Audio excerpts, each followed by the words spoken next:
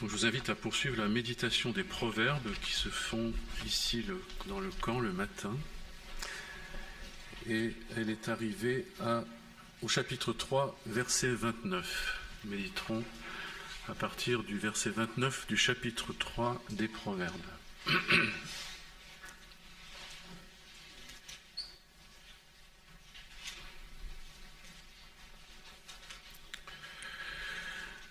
Ne médite pas le mal contre ton prochain lorsqu'il demeure tranquillement près de toi. Ne conteste pas sans motif avec quelqu'un lorsqu'il ne t'a point fait de mal. Ne porte pas envie à l'homme violent. Ne choisis aucune de ses voies, car l'Éternel a en horreur les hommes pervers. Mais il est un ami pour les hommes droits. La malédiction de l'Éternel est dans la maison du méchant, mais il bénit la demeure des justes. Il se moque des moqueurs, mais il fait grâce aux humbles. Les sages hériteront la gloire, mais les insensés ont la honte en partage. Ne médite pas le mal contre ton prochain lorsqu'il demeure tranquillement près de toi. Ne conteste pas sans motif avec quelqu'un lorsqu'il ne t'a point fait de mal. C'est un thème relativement difficile, mais qui parle de cette méchanceté gratuite qui peut se manifester dans la pensée déjà, puisqu'il est question de méditation du mal, donc c'est quelque chose qui se produit dans le fort intérieur, dans la pensée, qui n'est pas apparent. Méditer le mal contre son prochain alors qu'il est tranquillement près de toi et qu'il ne t'a pas fait de mal. Méchanceté gratuite, qui est dénoncée ici, qui est souvent dénoncée dans l'Ancien Testament, qui est souvent aussi à l'origine de certains psaumes de détresse où le psalmiste parle de ceux qui sont ses ennemis sans cause parce qu'il leur a fait du bien et ils lui veulent du mal. On peut lire dans le psaume 36 un extrait.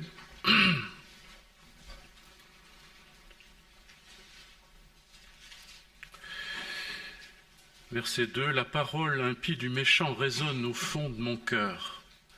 La crainte de Dieu n'est pas devant ses yeux, car il se flatte à ses propres yeux pour consommer son iniquité, pour assouvir sa haine. Les paroles de sa bouche sont fausses et trompeuses. Il renonce à agir avec sagesse et à faire le bien. Il médite l'injustice sur sa couche. Il se tient sur une voie qui n'est pas bonne. Il ne repousse pas le mal.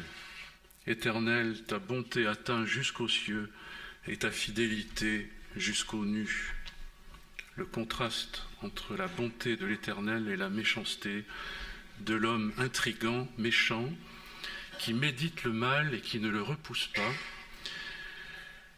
Ces proverbes d'ailleurs sont une exhortation à vivre selon la sagesse de Dieu, selon ce qui est agréable à Dieu, selon ce que Dieu attend de nous.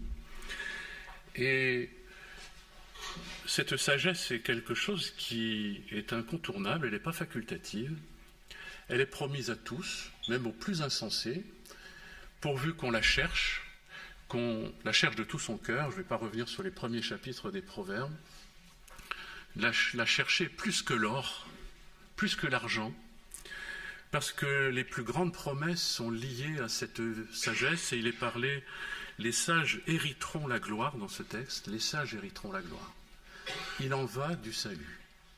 Il faut savoir que marcher et vivre comme un insensé, c'est-à-dire comme quelqu'un qui ne se préoccupe pas de ces choses, qui ne s'intéresse pas à sa vie intérieure, chose qui est, je dirais, de plus en plus difficile, parce qu'il me semble que la vie de notre temps ne nous donne guère le temps, le loisir, si j'ose dire, de sonder nos cœurs et de chercher, je dirais, dans la méditation devant Dieu, à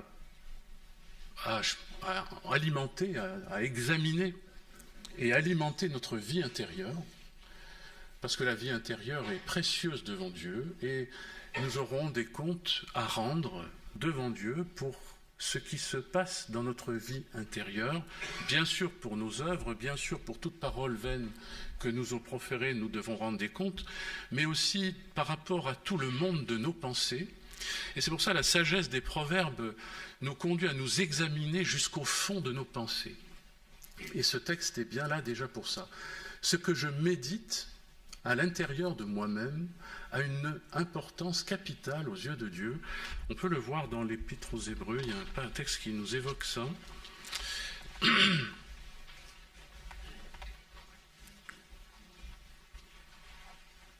Chapitre 4, verset 10.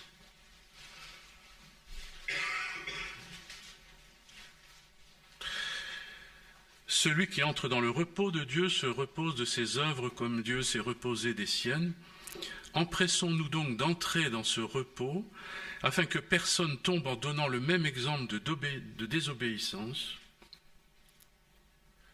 Quelle désobéissance? Au verset 2, c'est dit « Cette bonne nouvelle nous a été annoncée aussi bien qu'à eux, mais la parole qui leur fut annoncée ne leur servit de rien, ne trouva pas la foi chez ceux qui l'entendirent. » C'est-à-dire une parole qu'on entend, mais qu'on ne médite pas, qu'on ne reçoit pas avec réflexion, avec méditation, en vue d'un résultat de cette parole qui est appelé à ne pas retourner à Dieu sans effet, sans avoir accompli sa volonté, c'est-à-dire la volonté de Dieu en nous purifiant et en changeant nos cœurs, mais une sorte de négligence, de superficialité. La parole ne leur servit à rien, ils ont désobéi, et donc ils ne sont pas entrés dans le vrai repos. C'est pas le sujet de ce matin, mais il est dit un peu plus loin, verset 12, « Car la parole de Dieu est vivante, efficace, plus tranchante qu'une épée quelconque à deux tranchants, pénétrante jusqu'à partager âme et esprit, jointures et moelles, elle juge les sentiments et les pensées du cœur. » Donc la parole sépare jointure et moelle, les sentiments et les pensées du cœur sont à examiner à la lumière de la parole de Dieu. Il y aurait beaucoup de choses à dire là-dessus. Nulle créature n'est cachée devant lui, tout est nu et découvert aux yeux de celui à qui nous devons rendre compte. Donc il y a bien la question de ces comptes à rendre par rapport à nos sentiments et nos pensées. Et je pense qu'il y a beaucoup de légèreté dans nos cœurs parce que nous ne mesurons pas ce que représente la rencontre avec le Seigneur. Et il est dit que tous les hommes rencontreront Dieu. Et nous passerons tous devant le tribunal de Christ, même si ce n'est pas le jugement dernier dont nous sommes sauvés par la grâce. Il y a malgré tout un tribunal devant le Seigneur où seront évaluées nos œuvres.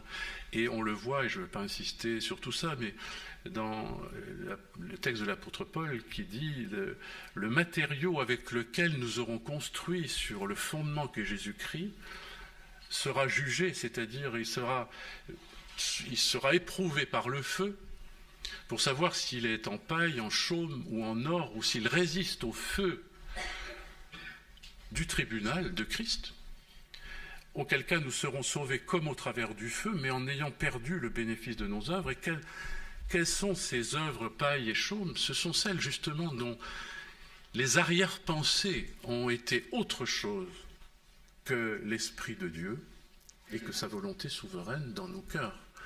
Et donc il est important vis-à-vis de cette perspective de bien sonder nos cœurs et d'examiner à la lumière de la parole nos œuvres. Nous avons tendance à vouloir chercher en nous-mêmes des recettes à nos problèmes, à nos difficultés, à nos tourments, à nos angoisses, etc. Bon, il est parlé de repos et de paix, et il est vrai que le sort du méchant est souvent l'agitation, et il n'y a pas de repos, il n'y a pas de paix pour le méchant, mais pour celui qui se confie en Dieu, il y a de la paix et du repos. Pour celui qui se laisse sonder par lui et qui se laisse purifier par lui, il entre dans la paix et le repos, on y reviendra. Mais nous cherchons à régler les problèmes, je dirais, pour vivre à l'aise, pour être mieux aujourd'hui. Mais ce n'est pas le but de la parole. Le but de la parole, c'est bien de sonder nos cœurs, nos pensées, afin de nous purifier en vue de la rencontre, du jour où nous verrons le Seigneur, de façon à ce que nous soyons debout devant lui, assurés, bien sûr, par l'action de sa grâce, de son approbation, de façon à ce qu'il puisse nous dire « Viens, entre dans la joie de ton maître bon et fidèle serviteur ». bon et fidèle, c'est autre chose que méchant et pervers. Alors que le texte de ces proverbes, eh bien, qui dénonce ceci, méchanceté, méditer dans le cœur, perversité de l'homme. L'Éternel a en horreur les hommes pervers, il est ami des hommes droits. La perversité, c'est cette façon tortueuse et détournée de fonctionner, si j'ose dire. On peut le voir aussi dans le prophète Jérémie.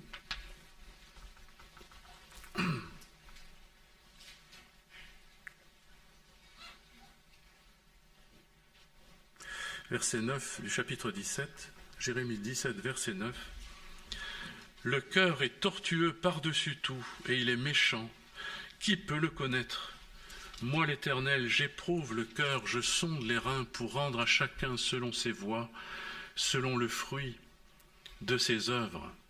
Comme une perdrix qui couvre des œufs qu'elle n'a point pondus, tel est celui qui acquiert les richesses injustement. Au milieu de ses jours, il doit les quitter, et à la fin, il n'est qu'un insensé.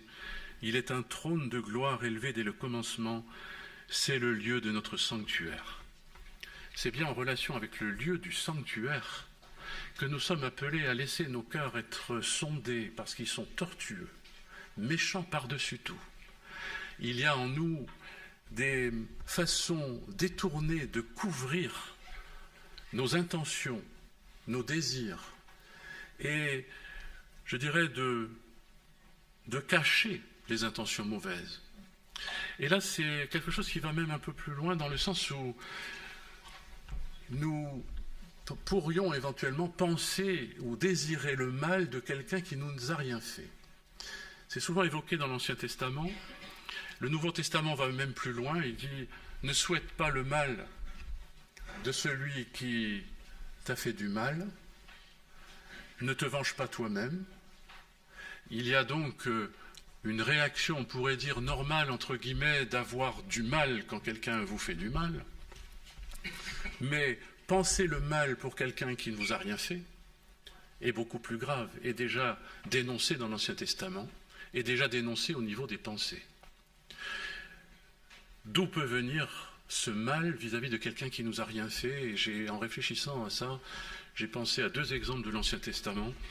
Il y a bien sûr celui de Caïn, je voudrais le relire, dans le chapitre 4 de la Genèse.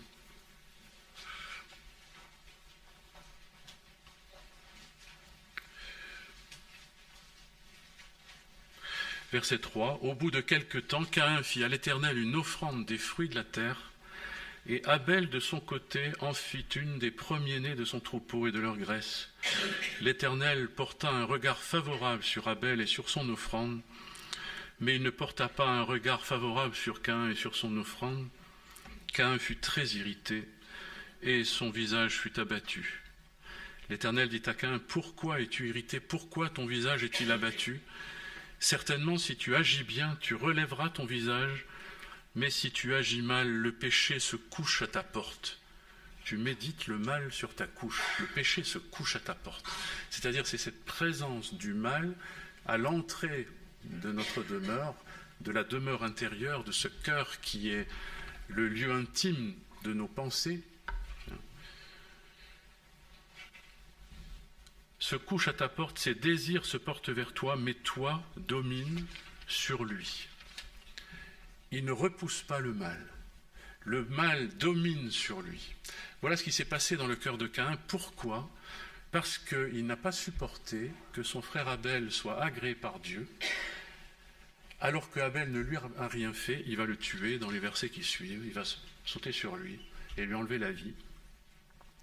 Donc on voit cette méchanceté totalement gratuite à cause d'un trouble intérieur dans sa relation avec Dieu. Et en général, lorsqu'on est dans la méchanceté, on a tendance à la cristalliser sur des choses extérieures, trouver des responsables qui sont la cause de notre souffrance, qui nous rend méchants, et la souffrance nous rend méchants. C'est écrit dans la parole, veille, parce que la souffrance te dispose au mal, veille sur toi-même. Et il est dit aussi, d'ailleurs, veille sur ton cœur, plus que sur toute autre chose.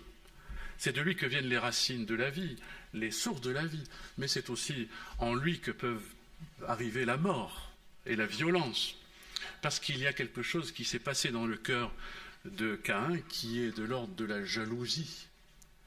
Et la jalousie l'a conduit à cristalliser sa haine contre son frère qui ne lui avait rien fait, mais qui était finalement un problème entre lui et Dieu. En général, lorsqu'on est dans la haine, qu'on est dans la méchanceté, on la cristallise sur les autres, mais notre problème est entre nous et Dieu, la plupart du temps. Quand les autres nous ont fait du mal, le problème peut être effectivement horizontal entre les uns et les autres. Mais quand on ne nous a pas fait de mal et qu'on est dans la haine, et c'est le fond de ce qu'on appelle la maladie paranoïaque, qui devient une sorte de réflexion systématique qui vise à soupçonner le mal autour de nous alors qu'on ne nous fait rien, et qui en devient une sorte de maladie, une pensée obsessionnelle, un trouble obsessionnel. Et ces choses sont très fortes parce que le cœur est tellement méchant qu'il s'enquiste dans des certitudes. Le soupçon devient une certitude. Et celui qui est gênant, c'est celui qui m'a rien fait, et pourtant, et moi je suis coupable, et pas lui en fait. Et je me sens innocent, je me sens injustement considéré, etc. Je nourris ma haine, je la médite dans mon cœur, mais je suis le méchant. Et le résultat, c'est parfois la violence, parfois la haine qui s'accomplit dans le meurtre. Ça, c'est l'homme. On voit la même chose aussi dans l'histoire tragique de Saül. On peut lire quelques extraits. Chapitre 1 Samuel 18.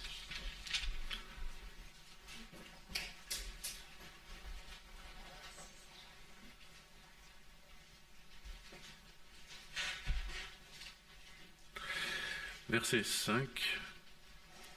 Donc David a abattu Goliath, etc. Il réussit dans toutes ses entreprises. On voit au verset 5, David allait, réussissait partout où l'envoyait Saül, fut mis par Saül à la tête des gens de guerre. Il plaisait à tout le peuple, même aux serviteurs de Saül.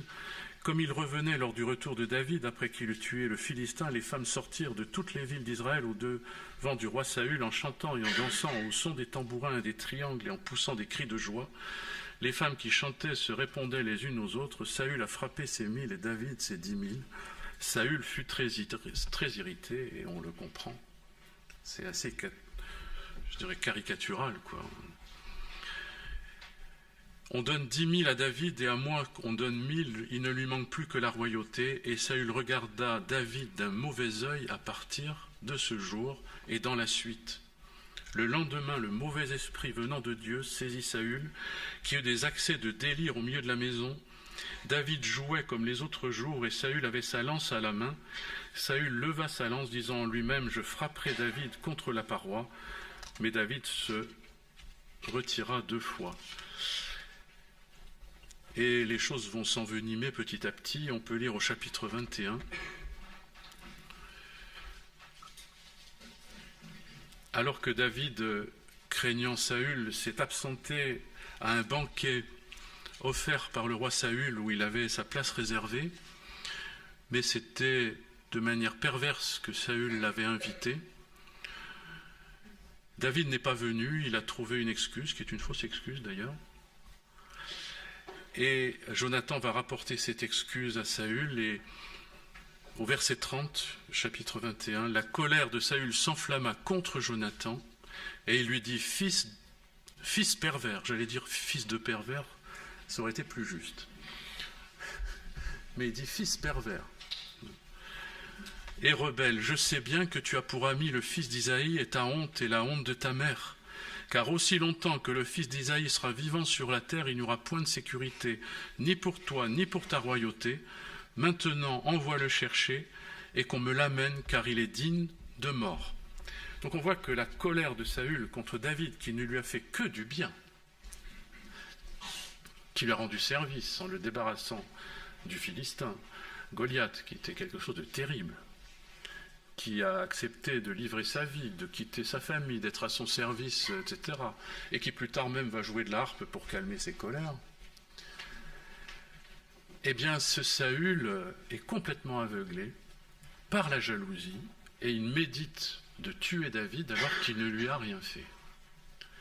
Donc on voit cette méchanceté terrible, et le pire, ce que ça m'a frappé, c'est qu'il le condamne comme un pervers, c'est-à-dire son fils Jonathan serait quelqu'un qui trafique de manière perverse, et c'est vrai qu'ils ont un peu trafiqué pour se sortir d'affaires, mais je veux dire, quand vous avez le risque de vous trouver avec une lance en travers des omoplates, vous réfléchissez quand même. Et donc, il dit que son fils est pervers, Jonathan, alors que c'est lui le pervers. C'est terrible. On voit là cette pensée complètement faussée qui inverse les choses, qui met les coupables en victimes et les victimes en coupables. Il appelle le bien mal, le mal bien. Il y a une inversion des situations et la situation est dramatique. Mais il médite le mal contre un prochain qui demeure tranquillement près de lui. Il a dans son cœur une contestation contre quelqu'un qui ne lui a pas fait de mal. Voilà Saül, voilà Caïn. Donc en fait, ce sont souvent des situations de jalousie qui entraînent ce genre de choses. Jalousie, rivalité, etc. Qui sont des pensées mauvaises que Dieu voit, que Dieu connaît, qui sont des fruits de la chair, selon le Nouveau Testament, Galates 5, 22. Jalousie, rivalité, etc. Le fruit de la chair. Méchanceté du cœur. Quelque chose qui vient couvert souvent sous des prétextes fallacieux, de faux prétextes, cachés, ambigus, etc., mais qui créent le trouble, qui sèment la discorde, la querelle, la mort parfois. Et ces choses sont dramatiques, elles ne sont vraiment pas à la gloire de Dieu. Ça n'est pas pour ça que le Seigneur nous appelle, il veut que nous lui ressemblions, lui qui est le Dieu éternel, plein de miséricorde, riche en bonté, qui pardonne l'iniquité de ceux qui l'ont offensé jusqu'à 3 et 4 générations, qui les pardonne et qui les bénit sur 1000 générations.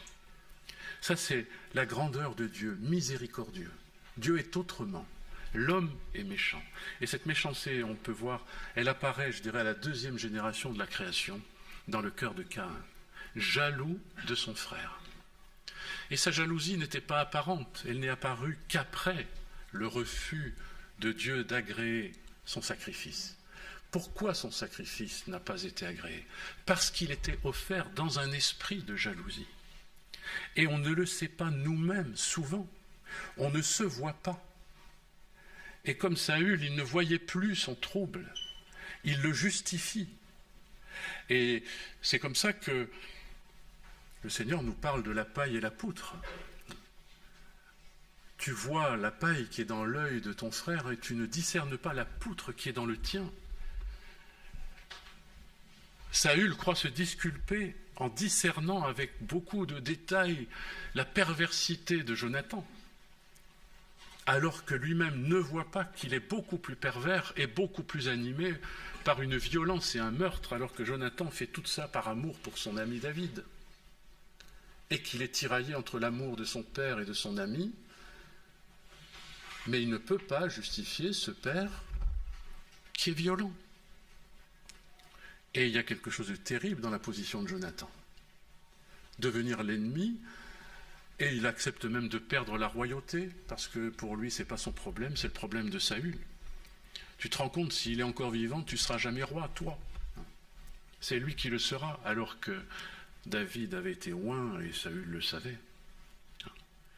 Donc au fond, il y a une forme de volonté, de rivalité, de jalousie, de choses mesquines qui animent Saül et qui troublent complètement le peuple, parce que tout le peuple va être troublé. Il va y avoir une guerre entre David et Saül pendant un long moment. Et c'est quelque chose de dramatique. Voilà ce qu'est l'homme, je dirais, et Dieu veut nous purifier de ça. Et il nous dit, ne médite pas le mal. Il va dire à Caïn, le mal se couche à ta porte mais domine sur lui. Nous sommes appelés à discerner le mal de nos cœurs, à veiller à ne pas le voir partout ailleurs, mais à bien s'examiner soi-même. Il est dit, ne juge pas, mais laisse-toi juger, parce que tu seras jugé avec la même mesure avec laquelle tu as jugé. Il est important de se juger soi-même afin de ne pas être jugé. Au moment de la Sainte Seine, l'apôtre Paul explique que l'attitude dans laquelle nous devons prendre la Seine, c'est dans une attitude d'examen intérieur, de conscience, et de se dire devant le Seigneur, où en suis-je ? Et c'est le moment d'arrêter l'examen et le scanner sur tous les autres et de se regarder soi-même à la lumière de cette parole qui est une épée à deux tranchants qui sépare jointures et moelles. Il est important que s'opère dans nos cœurs une séparation entre le mal et le bien, entre la lumière et les ténèbres. Qui est capable, qui peut? Le cœur est tortueux par-dessus tout. Eh bien, je pense que c'est l'œuvre du Seigneur, c'est l'œuvre de la grâce qui peut faire ces choses. C'est pourquoi nous avons besoin de Christ, parce que qui peut dire « je suis sans mauvaise pensée, je suis sans arrière-pensée ». On sait que le Seigneur va dire « celui qui dit Raka à son père est comme un meurtrier ». Ce n'est pas tout à fait un meurtrier dans le sens où il n'a pas répandu le sang et il n'a pas les mêmes conséquences dans sa vie que celui qui a répandu le sang, mais son jugement est le même. Le jugement sur sa tête est le même. Celui qui maudit son frère, qui dit une méchanceté à son frère, qui est méchant dans son cœur contre son frère, ou qui veut lui nuire, qui veut sa destruction, dans son cœur, est comme un meurtrier. Donc le diagnostic de la parole est sévère. Dans le Nouveau Testament, pratiquement plus que dans l'Ancien. Même si dans l'Ancien, œil pour œil et dent pour dent laissait augurer qu'il y avait une vengeance juste quand le mal était une réponse au mal, mais dans le Nouveau Testament, ça va plus loin. Ne rendez pas le mal pour le mal. À moi la vengeance, dit Dieu, à moi la rétribution. C'est-à-dire que même si on m'a fait du mal, je n'ai pas à me venger. Toutes ces choses sont donc à considérer devant le Seigneur. Et nous sommes appelés à faire non pas comme Caïn qui regardait son frère avec haine, mais comme ce que Dieu lui demande, domine sur ton péché, laisse-toi approcher de Dieu qui te parle. Laisse la parole qui sonde ton cœur te parler dans ces situations. Viens dans la présence du Seigneur. Il faut sortir, je dirais, de la zone de conflit. Il faut sortir de la zone où la haine se manifeste. Il faut descendre du ring, si j'ose dire, du lieu de la bagarre. Il faut se retirer et aller dans la présence du Seigneur. C'est peut-être une technique peut-être humaine, si j'ose dire, mais Jésus lui-même faisait ça, c'est-à-dire que souvent, il se retirait loin de la foule, loin de la confrontation directe avec les hommes, et il cherchait la présence de Dieu. C'est la piété, un croyant, un chrétien, quelqu'un qui aime le Seigneur et la parole, cherche la présence de Dieu, et dans toutes circonstances, il se retire, il prend du recul dans un certain sens, par rapport aux situations humaines, aux situations horizontales, et il se retire, je dirais, dans sa chambre, pour prier dans le secret. Et Dieu qui voit dans le secret, c'est-à-dire dans l'intimité de mon cœur, va me parler et va aussi exaucer ma prière. Il est important que je m'approche du Seigneur et que je m'approche de sa parole pour me laisser sonder, parce qu'elle est lumière. On peut lire dans 1 Jean,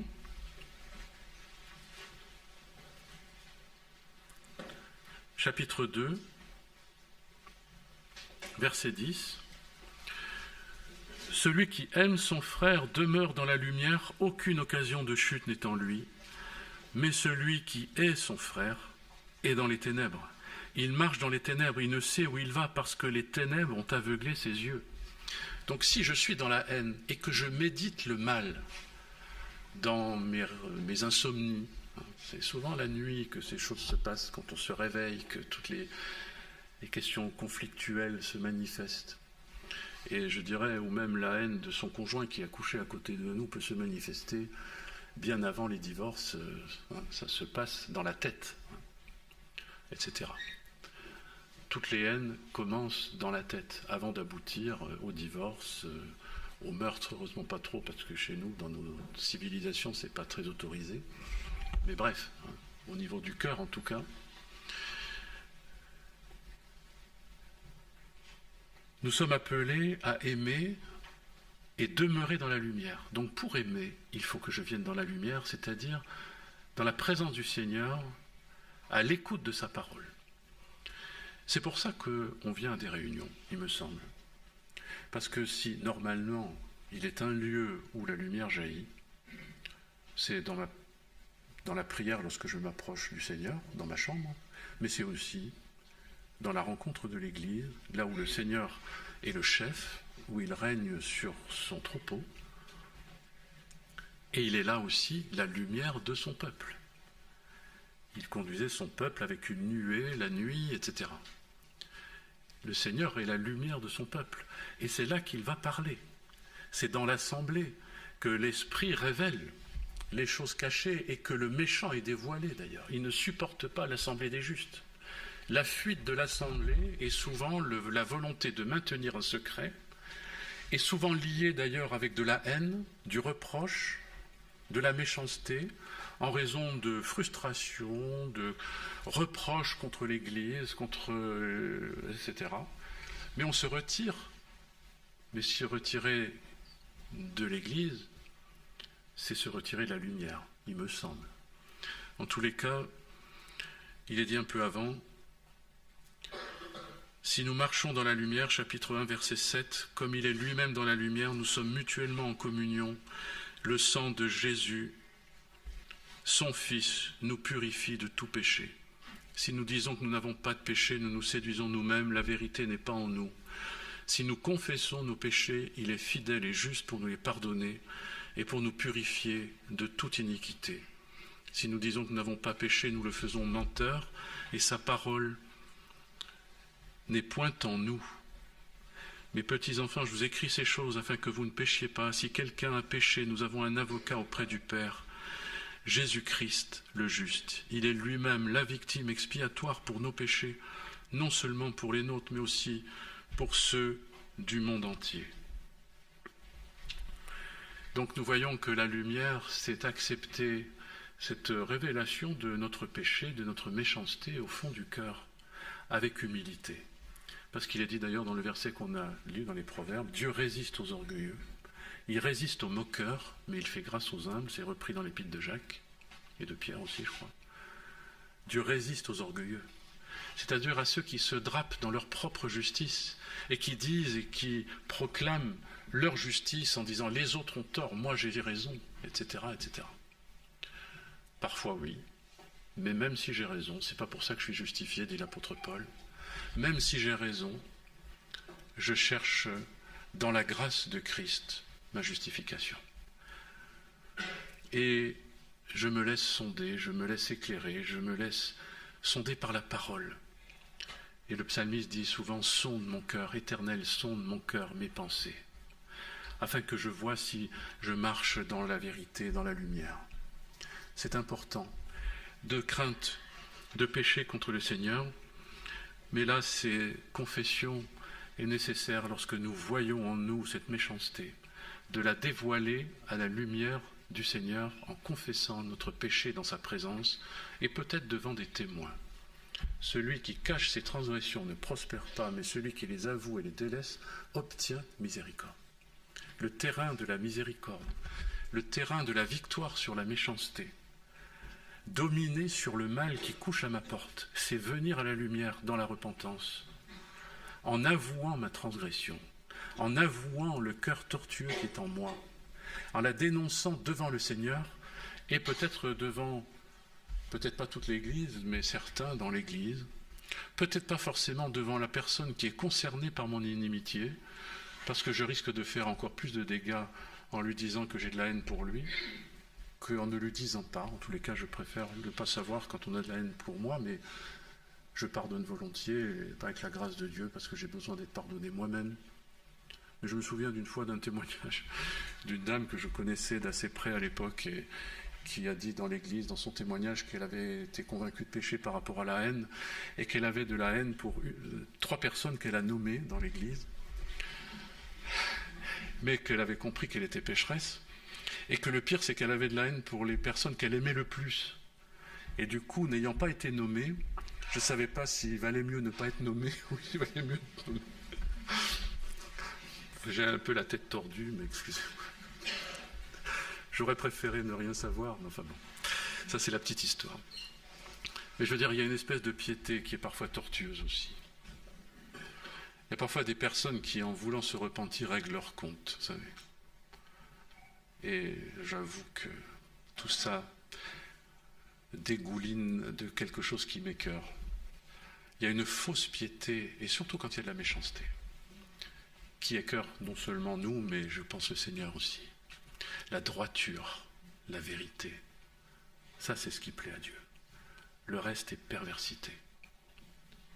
On peut même se repentir pour continuer encore pire, en apparence. Tout est dans les apparences, c'est ça qui est dramatique. Le Seigneur nous appelle à purifier nos cœurs afin de devenir des hommes droits. L'homme droit, l'homme intègre, c'est celui qui plaît à Dieu. Comment le pouvons-nous, nous qui sommes tordus? Comment peut-on redresser un fer qui est tordu? Comment on peut changer la peau d'un léopard et lui enlever ses taches? C'est impossible à l'homme. Mais c'est possible par l'action du Seigneur, de la lumière de la parole, de la vérité dans nos cœurs, par l'action du Saint-Esprit.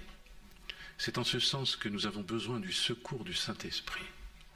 La vérité, la grâce qui sont venues par Jésus-Christ viendra dans notre cœur et enlèvera cette fausseté, fera que nous nous sentirons aimés par Dieu avec tant de grâce que nous n'avons plus rien à cacher, nous n'avons plus rien à prouver, parce que nous pourrons être simplement, je dirais, nous-mêmes, entre guillemets, mais abandonnés à la grâce de Dieu.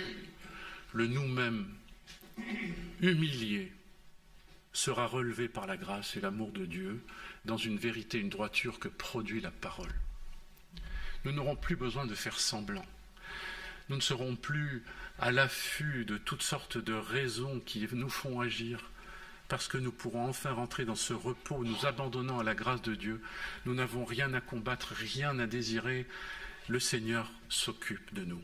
Le péché de Saül, le péché de Caïn, c'est qu'ils ont voulu faire des choses que Dieu voulait faire lui-même. Ce n'était pas à eux de revendiquer quoi que ce soit. La revendication de leur jalousie les a conduits dans quelque chose de tordu. Mais si j'abandonne toutes ces revendications personnelles, je m'abandonne humblement, sachant que je ne suis digne de rien, mais que je reçois par la foi l'amour gratuit de Dieu, je n'ai rien à prouver, je n'ai pas à me défendre, je n'ai pas à éliminer celui qui me fait de l'ombre et dont je suis jaloux, je n'ai pas à combattre contre ces adversaires que je me suis fait dans la tête. Le Seigneur s'occupe de moi. S'il m'a aimé au point de donner son Fils pour moi, si Christ est mort pour mes péchés, à plus forte raison, Dieu ne s'occuperait-il pas de moi, de mon sort, de ma vie? Pourquoi Saül s'est emparé de cette violence? C'est parce qu'il ne faisait plus confiance à Dieu. C'est qu'il a cessé de croire. Caïn n'était pas dans la foi. C'est pourquoi la violence s'est manifestée. Alors qu'Abel, il est dit dans l'Épître aux Hébreux, il a offert son sacrifice par la foi. C'est-à-dire que la réponse de Dieu était pour lui une grâce. Il ne méritait pas que son sacrifice soit agréé. Il savait bien, lui, qu'il était pécheur. Il l'a offert par la foi, c'est-à-dire en espérant l'amour de Dieu. Mais quand on s'aime soi-même et qu'on se défend à cause de l'amour que nous avons pour nous-mêmes tellement fort, et que nous ne connaissons pas l'amour de Dieu, nous devenons des meurtriers. Parce que tout le monde menace l'amour que nous avons pour nous, menace notre ego. Tout le monde est potentiellement quelqu'un qui nous fait de l'ombre et dont on a envie de se débarrasser. C'est pour ça qu'on a de la haine sans cause. La cause ne vient pas de l'autre, elle est dans notre cœur. C'est du cœur que viennent les mauvaises pensées, les meurtres, les adultères, etc. La racine de nos problèmes, elle n'est pas seulement dans les circonstances, elle peut l'être, mais elle est surtout dans notre cœur.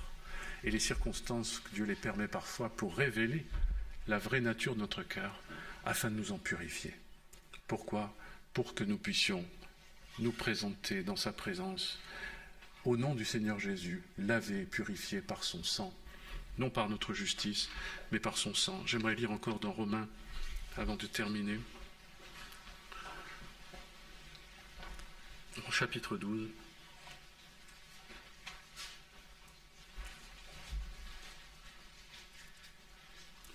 Verset 14. Bénissez ceux qui vous persécutent, bénissez, ne maudissez pas. La parole va encore plus loin dans le Nouveau Testament. Non seulement ne pas haïr celui qui nous a fait aucun mal, mais bénir celui qui nous fait du mal.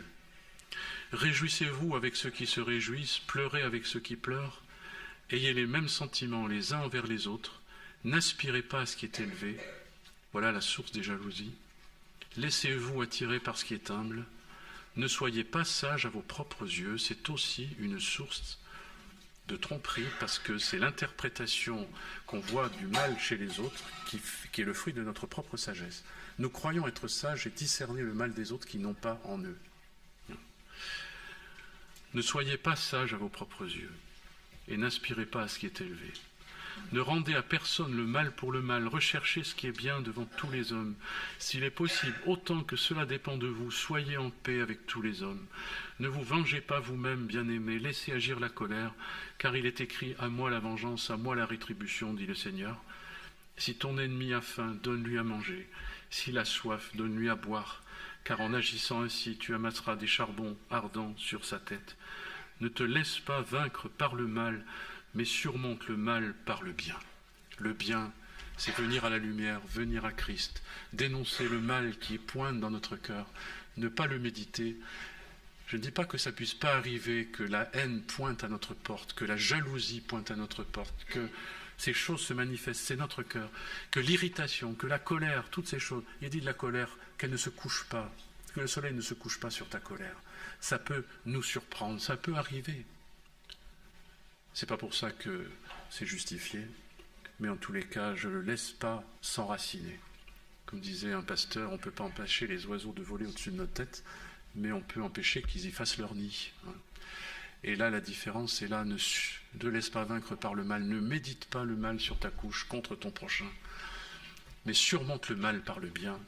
Le bien, c'est Christ. Venir à Christ, à sa lumière, recevoir sa grâce, son pardon pour nous-mêmes, et l'offrir, je dirais, à tous ceux qui nous semblent être des ennemis, qui sont souvent des ennemis imaginaires, mais qu'on a inventés dans notre tête méchante.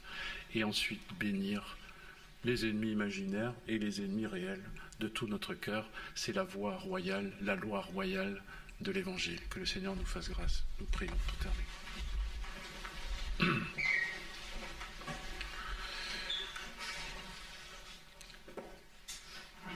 Seigneur, dans ta grâce, aie pitié de nous et veuille pardonner les pensées funestes, mauvaises, de méchanceté, de malédiction qui ont pu animer nos cœurs jusqu'ici. Te demandons pardon surtout d'avoir nourri de telles pensées, d'avoir médité le mal. Seigneur, nous voulons renoncer à ces choses et venir à toi qui est source de grâce, qui est la source de la purification. Nous recevons par la foi le pardon en Jésus-Christ, la grâce pour ces ténèbres qui ont fait leur demeure dans nos cœurs. Nous y renonçons en nous tournant vers toi pour faire ce qui est bien, en nous approchant de toi par la foi. Seigneur, tu es le bien. C'est ta vérité, la vérité de ta parole qui est lumière. Nous ne sommes pas sages. Cette vérité n'habite pas en nous. Nous sommes trompés par nos pensées. Nous sommes trompés par notre méchanceté. Nous sommes pervertis. Nous te prions dans ta grâce de nous purifier pour que notre cœur soit un cœur nouveau qui t'honore et que nous puissions marcher en nouveauté de vie dans ta présence, dans la lumière et dans cet amour qui était l'amour de Christ pour nous, qui est mort alors que nous étions encore ses ennemis. Seigneur, te prions de révéler ces choses, afin que la purification de nos cœurs s'opère pour ta gloire, aussi la purification de l'Église, pour aussi qu'un jour nous puissions être devant toi, debout dans la foi, revêtus de ce vêtement glorieux de la pureté qui t'honore, de la vérité, de la justice qui est en Jésus-Christ. Seigneur, nous voulons ces choses. Permets que cette justice et cette vérité règnent dès aujourd'hui dans nos cœurs et dans l'Église. Nous te le demandons dans la foi, au nom du Seigneur Jésus, dans la foi, dans la puissance de sa parole et de l'action de l'Esprit. Amen.